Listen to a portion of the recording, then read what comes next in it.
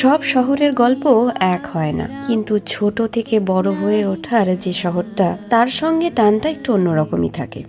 ঠিক যেমন মায়ের সঙ্গে হঠাৎ করে টিভিতে দেখতে পাওয়া কিংবা অডিওতে শুনতে পাওয়া একটা শব্দ, চিত্তরঞ্জন।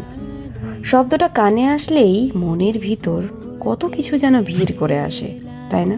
এমন একটা জায়গা যেখানে অজস্র অগণিত স্মৃতি একটা মনে পড়তে না পড়তেই পরপর কত কিছু মাথার মধ্যে ভিড় করে আসে।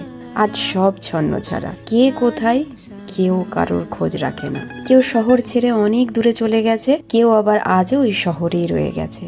আবার হয়তো কোনোদিন দেখা হলে শুধুই কথা হবে, কেমন আছো, ভালো আছি, ব্যাস এইটুকুতেই সীমাবদ্ধ থেকে যাবে।